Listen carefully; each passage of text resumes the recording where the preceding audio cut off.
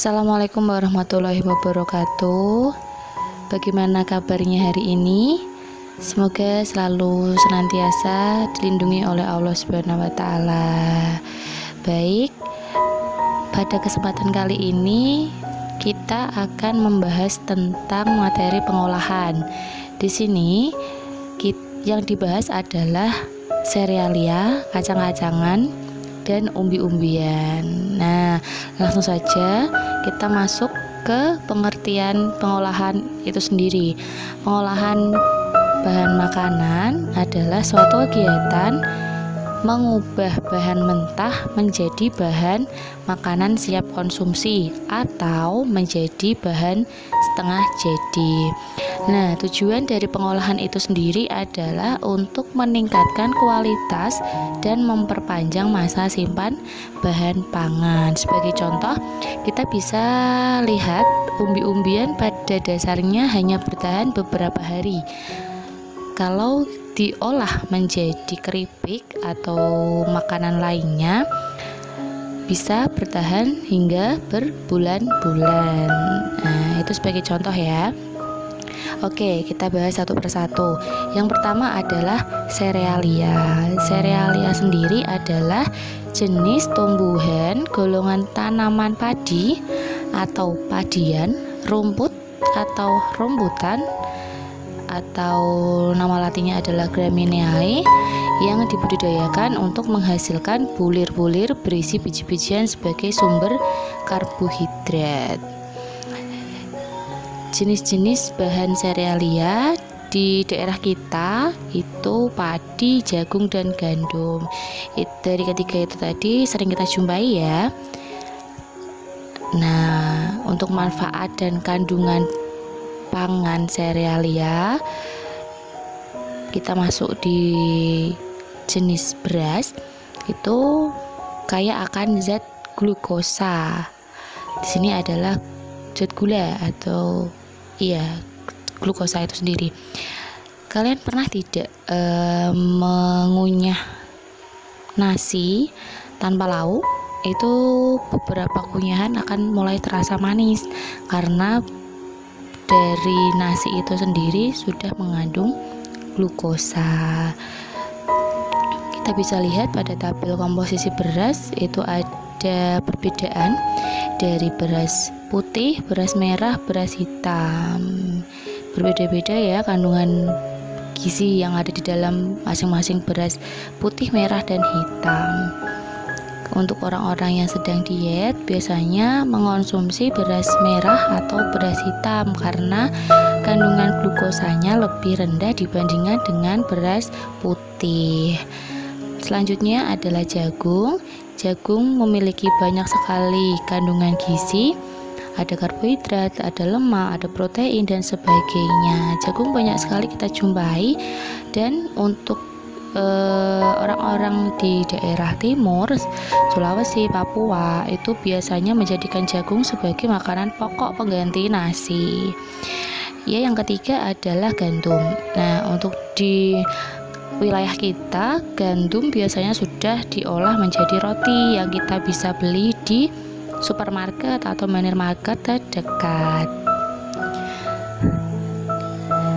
Selanjutnya adalah kacang-kacangan. Nah, kacang-kacangan sendiri itu adalah sebutan untuk biji yang berukuran relatif lebih besar dibandingkan serealia tadi. Jenisnya juga macam-macam. Kalau yang di sekitar kita, yang sering sekali kita jumpai adalah kacang hijau, kacang tanah, kacang kedelai, kacang merah, kacang koro, kacang polong, kacang almond, dan lain-lain ya. Di sebelah tulisan ini sudah ada contoh gambar, barangkali ada yang belum tahu tentang kacang-kacangan, jenis kacang-kacangan. Bisa dilihat di situ ada yang hijau itu ada kacang hijau, kemudian yang ada kulitnya itu kacang tanah, yang warna merah itu kacang merah, yang atas pojok itu kacang koro, bawahnya almond, bawahnya lagi ada kacang polong. Nah, untuk manfaat dan kandungan pada kacang-kacangan sudah tidak diragukan lagi, banyak sekali manfaatnya karena kacang-kacangan itu sendiri mengandung berbagai macam nutrisi seperti protein, vitamin, mineral, dan lemak sehat. Manfaatnya yang pertama adalah kaya akan kalsium, sumber protein, sumber kalium, antioksidan, sumber vitamin B, baik untuk kesehatan otot, mencegah penyakit sendi, menyehatkan jantung, menjaga konsentrasi otak, dan lain-lain.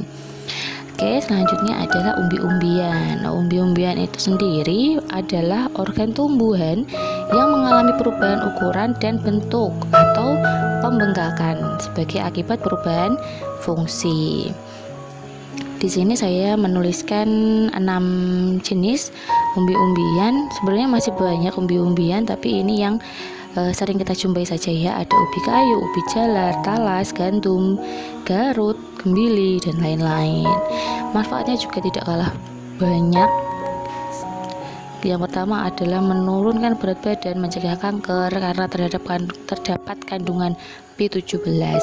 Baik untuk mata karena kaya akan vitamin A, mengobati rematik, meningkatkan energi dan meningkatkan fungsi otak serta saraf, menghaluskan dan mencerahkan kulit, menyehatkan rambut, menurunkan risiko stroke, antibiotik, dan lain-lain. Nah, di sini bisa dilihat ada kandungan gizi dari ubi putih, ubi merah, ubi kuning, dan daun ubi itu sendiri.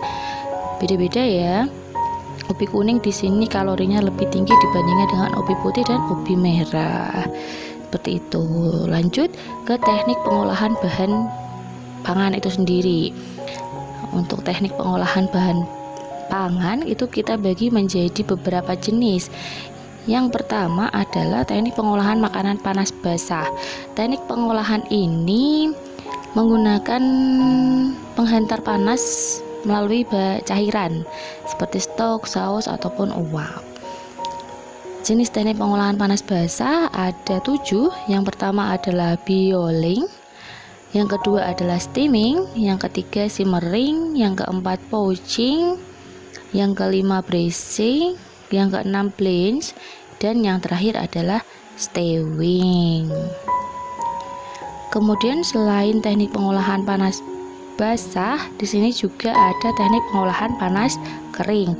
Yang pertama adalah teknik menggoreng dengan minyak banyak atau deep frying. Kemudian yang kedua ada teknik menggunakan minyak sedikit atau shallow frying. Yang ketiga teknik menumis. Yang keempat adalah memanggang, dan yang terakhir adalah membakar. Oke, itu tadi penjelasan dari materi pengolahan bahan serealia, kacang, dan umbi menjadi bahan makanan dan minuman di wilayah setempat kita. Baik, untuk pertanyaan bisa dikirimkan langsung di chat grup WhatsApp. Nanti akan dijawab satu persatu, seperti itu ya. Terima kasih atas perhatiannya. Ibu akhiri pertemuan pada hari ini. Semoga ilmu yang disampaikan bermanfaat. Semoga kita selalu dalam lindungan Allah, dan jangan kemana-mana. Tetap jaga kesehatan, tetap di rumah. Kita selalu berdoa semoga pandemi corona atau COVID-19 cepat berlalu. Oke, Ibu akhiri. Terima kasih. Wassalamualaikum warahmatullahi wabarakatuh.